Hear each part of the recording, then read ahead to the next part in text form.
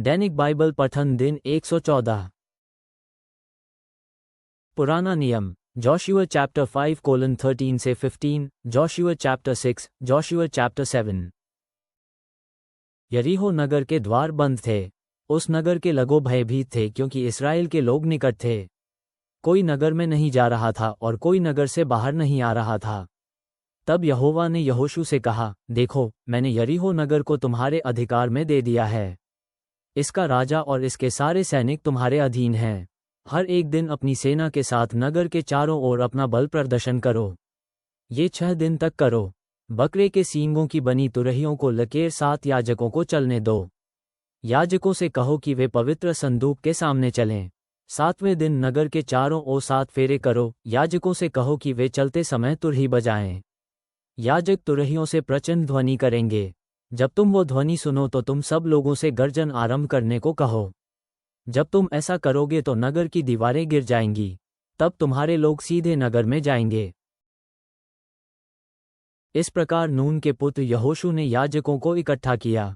यहोशू ने उनसे कहा, यहोवा के पवित्र संदूक को ले चलो और 7 याजकों को तुरही ले चलने को कहो। उन याजकों को संदूक के सामने चलना चाहिए। तब यहोशू ने लोगों को आदेश दिया, जाओ और नगर के चारों ओर बल परिक्रमा करो। अस्त्र शस्त्र वाले सैनिक यहोवा के पवित्र संदूक के आगे चलें। जब यहोशू ने लोगों से बोलना पूरा किया तो यहोवा के सामने 7 याजकों ने चलना आरंभ किया। वे 7 तुरहियां लिए हुए थे। चलते समय वे तुरहियां बजा रहे थे। यहोवा के संदूक को लेकर चलने वाले याजक उनके पीछे चल रहे थे। अस्त्र शस्त्रधारी सैनिक याजकों के आगे चल रहे थे। पवित्र संदूक के पीछे चलन वाले लोग तुरही बजा रहे थे, तत्कदम मिला रहे थे। किंतु यहोशू ने लोगों से कहा था कि युद्ध की ललकार न दें। उसने कहा, ललकारो नहीं।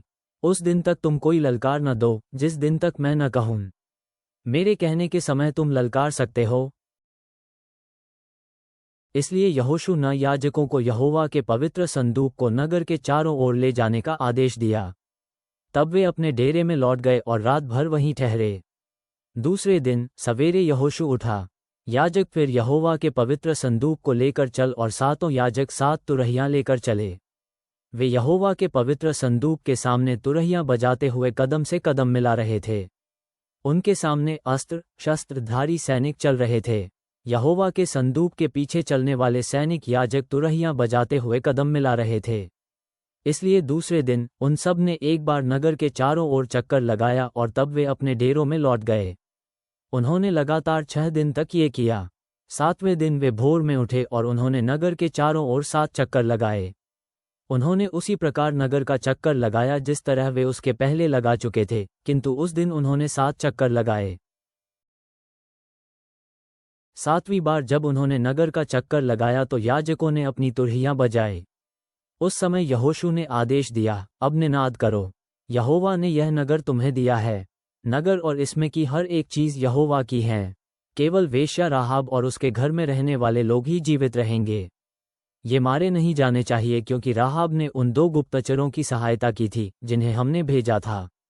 ये भी याद रखो कि हमें इसके अतिरिक्त सभी चीज़ों को नष्ट करनी है। उन चीज़ों को मत लो। यदि तुम उन चीज़ों को लेते हो और अपने डेरों में लाते हो तो तुम स्वयं नष्ट हो जाओगे और तुम अपने सभी इज़राइली लोगों पर भी मुसीबत लाओगे। सभी चांदी, सोने, कांसे तथा लोहे की बनी चीज़ें यहोवा की हैं। ये चीज़ें यहोवा के खजाने में ही रखी जानी चाहिए। याजकों ने तुरहियां बजाए। लोगों ने तुरहियों की आवाज़ सुनी और ललकार लगानी आरंभ की।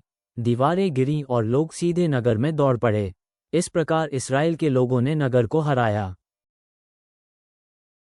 लोगों ने नगर की हर एक चीज़ नष्ट की। उन्होंने वहां के हर एक जीवित प्राणी को नष्ट किया। उन्होंने युवक, वृद्ध, युवतियों, वृद्धाओं, भेड़ों और गधों को मार डाला। यहोशू ने उन व्यक्तियों से बातें की जिन्हें उसने प्रदेश के विषय में पता लगाने भेजा था। यहोशू ने कहा, उस वेश्या के घर जाओ, उसे बाहर लाओ और उन लोगों को भी बाहर लो जो उसके साथ हैं। ये तुम इसलिए करो कि तुमने उसे वचन दिया है। दोनों व्यक्ति घर में गए और राहाब को बाहर लाए। उन्होंने उसके पिता, माँ, भाइयों, उसके समूचे परिवार और उसके साथ के अन्य सभी को बाहर निकाला। उन्होंने इस्राएल के डेरे के बाहर इन सभी लोगों को सुरक्षित रखा। तब इस्राएल के लोगों ने सारे नगर को जला दिया।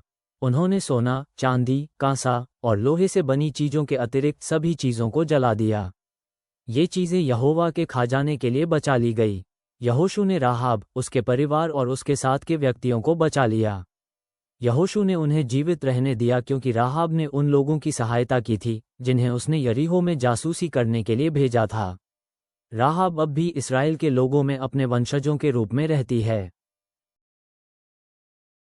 उस समय यहोशू ने शपथ के साथ महत्वपूर्ण बातें कहीं। उसने कहा, कोई व्यक्ति जो यरीहो नगर के पुनः निर्माण का प्रयत्न करेगा यहोवा की ओर से खतरे में पड़ेगा।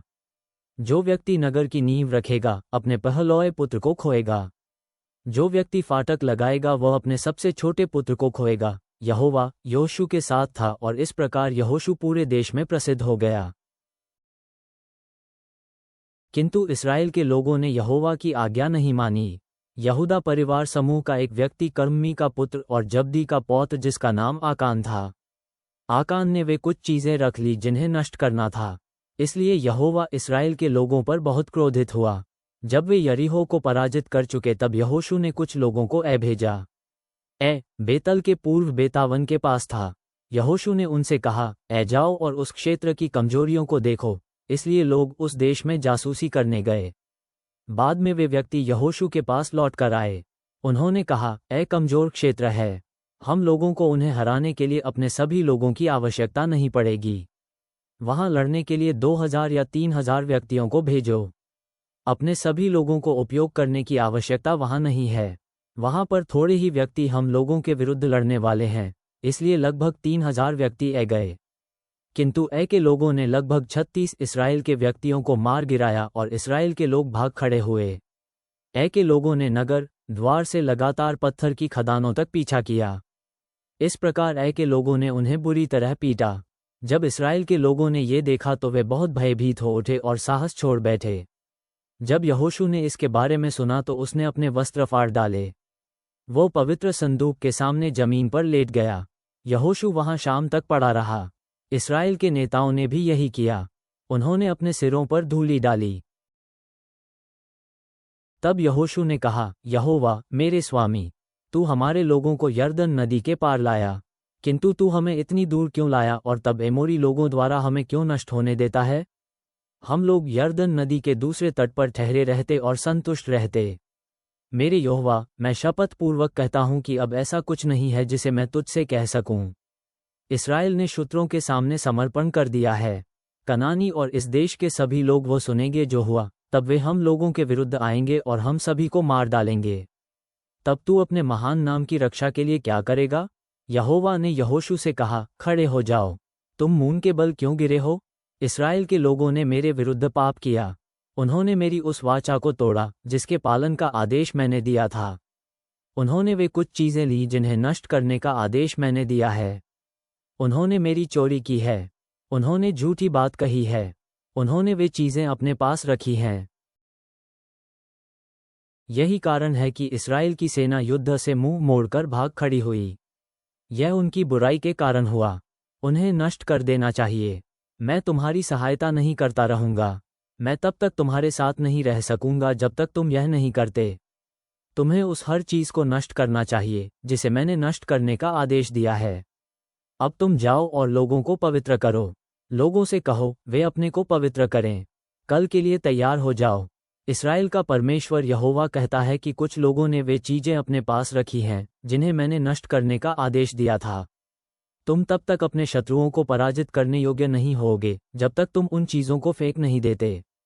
कल प्रातः तुम सभी को यहोवा सामने खड़ा होना होगा। सभी परिवार समूह यहोवा के सामने पेश होंगे। यहोवा एक परिवार समूह को चुनेगा। तब केवल वही परिवार समूह यहोवा के सामने खड़ा होगा। तब उस परिवार समूह में से यहोवा एक वंश को चुनेगा। तब बस वही वंश यहोवा के सामने खड़ा होगा। तब यहोवा उस वंश के प्रत्येक परिवार की परख करेगा। तब यहोवा उस वंश में से एक परिवार को चुनेगा। तब वो परिवार अकेले यहोवा के सामने खड़ा होगा। तब यहोवा उस परिवार के हर पुरुष की जांच करेगा। वो व्यक्ति जो इन चीज़ों के साथ पाया जाएगा जिन्हें हमें नष्ट कर देना चाहिए था, पकड़ लिया जाएगा। तब वो व्यक्ति आग में झोंककर नष्ट कर दिया जाएगा और उसके साथ उसकी हर एक चीज़ नष्ट कर दी जाएगी। उस व्यक्ति ने यहोवा के उस वाचा को तोड़ा है। उसने इस्राएल के लोगों के प्रति बहुत ही बुरा काम किया है। अगली सुबह यहोशू इस्राएल के सभी लोगों को यहोवा के सामने ले गया। सारे परिवार समूह यहोवा के सामने खड़े हो गए। यहोवा ने यहूदा परिवार समूह को चुना। तब सभी यहूदा परिवार समूह यहोवा के सामने खड़े हुए। यहोवा ने जेरह वंश को चुना। तब जेरह वंश के सभी लोग यहोवा के सामने खड़े हुए। इनमें से जब्दी का परिवार चुना गया। तब यहोशू ने इस परिवार के सभी पुरुषों को यहोवा के सामने आने को कहा। यहोवा ने कर्मी के पुत्र आकान को चुना। कर्मी जब्दी का पुत्र था और जब्दी जेरह का पुत्र था। तब यहोशू ने आकान से कहा, पुत्र, तुम्हें अपनी प्रार्थना करनी चाहिए। इस्राएल के यहोवा परमेश्वर का सम्मान करना चाहिए और उससे तुम्हें अपने पापों को स्वीकार करना चाहिए। मुझे बताओ कि तुमने क्या किया। मुझसे कुछ छिपाने की कोशिश न करो। आकान ने उत्तर दिया, ये सत्य है। मैंने इस्राएल के यहोवा परमेश्वर के विरुद्ध पाप किया है। मैंने जो किया है वह ये है, हम लोगों ने यरीहो नगर को इसकी सभी चीज़ों के साथ अपने अधिकार में लिया। उन चीज़ों में मैंने शिनार का एक सुंदर ओढ़ना और लगभग 5 पौंड चांदी और 1 पौंड सोना देखा। मैं इन चीज़ों को अपने लिए रखने का बहुत इच्छुक था, इसलिए मैंने उनको लिया। तुम उन चीज़ों को मेरे तंबू के नीचे जमीन में गड़ा हुआ पाओगे। चांदी ओढ़ने के नीचे है। इसलिए यहोशू ने कुछ व्यक्तियों को तंबू में भेजा। वे दौड़कर पहुंचे और उन चीज़ों को तंबू में छिपा पाया। चांदी ओढ़ने के नीचे थी। वे व्यक्ति उन चीज़ों को तंबू से बाहर लाए। वे उन चीज़ों को यहोशू और इस्राएल के सभी लोगों के पास ले गए। उन्होंने उसे यहोवा के सामने जमीन पर ला पटका। तब यहोशू और सभी लोग जेरह के पुत्र आकान को आकोर की घाटी में ले गए। उन्होंने चांदी, ओढ़ना, सोना, आकान के पुत्रों, उसके मवेशियों, उसके गधों, भेड़ों, तंबू और उसकी सभी चीज़ों को भी लिया। इन सभी चीज़ों को वे आकान के साथ आकोर की घाटी में ले गए। तब यहोशू ने कहा, तुमने हमारे लिए ये सब मुसीबतें क्यों की? अब यहोवा तुम पर मुसीबत लाएगा। तब सभी लोगों ने आकान और उसके परिवार पर तब तक पत्थर फेंके जब तक वे मर नहीं गए। उन्होंने उसके परिवार को भी मार डाला। तब लोगों ने उन्हें और उसकी सभी वस्तुओं को जला दिया। आकान को जलाने के बाद उसके शरीर पर उन्होंने कई शिलाएं रखीं। वे शिलाएं आज भी वहां हैं। इस तरह यहोवा ने आकान पर विपत्ति ढाई। यही कारण है कि वो स्थान आकोर घाटी कहा जाता है। इसके बाद यहोवा लोगों से अप्रसन्न नहीं रहा। नया नियम, लूक चैप्टर 22:39 से 62। भजन संहिता, साम चैप्टर 50:16 से 23। दुष्ट लोगों से परमेश्वर कहता है, तुम मेरी व्यवस्था की बातें करते हो, तुम मेरे वाचा की भी बातें करते हो। फिर जब मैं तुमको सुधारता हूँ, तब भला तुम मुझसे बैर क्यों रखते हो? तुम उन बातों की उपेक्षा क्यों करते हो जिन्हें मैं तुम्हें बताता हूँ? तुम चोर को देखकर उससे मिलने के लिए दौड़ जाते हो। तुम उनके साथ बिस्तर में कूद पड़ते हो जो व्यभिचार कर रहे हैं। तुम बुरे वचन और झूठ बोलते हो। तुम दूसरे लोगों की यहाँ तक कि अपने भाइयों की निंदा करते हो। तुम बुरे कर्म करते हो और तुम सोचते हो मुझे चुप रहना चाहिए। तुम कुछ नहीं कहते हो और सोचते हो कि मुझे चुप रहना चाहिए। देखो, मैं चुप नहीं रहूंगा, तुझे स्पष्ट कर दूंगा। तेरे ही मुख पर तेरे दोष बताऊंगा। तुम लोग परमेश्वर को भूल गए हो। इसके पहले कि मैं तुम्हें चीर दूं, अच्छी तरह समझ लो। जब वैसा होगा कोई भी व्यक्ति तुम्हें बचा नहीं पाएगा। यदि कोई व्यक्ति मेरी स्तुति और धन्यवादों की बलि चढ़ाए तो वो सचमुच मेरा मान करेगा। यदि कोई व्यक्ति अपना जीवन बदल डाले तो उसे मैं परमेश्वर की शक्ति दिखाऊंगा जो बचाती है। स्वर्गीय पिता, हम आज आपके समक्ष आते हैं, यहोशू की प्रभु की सेना के सेनापति के साथ भेंट में पाई गई आज्ञाकारिता और श्रद्धा के आह्वान पर चिंतन करते हुए।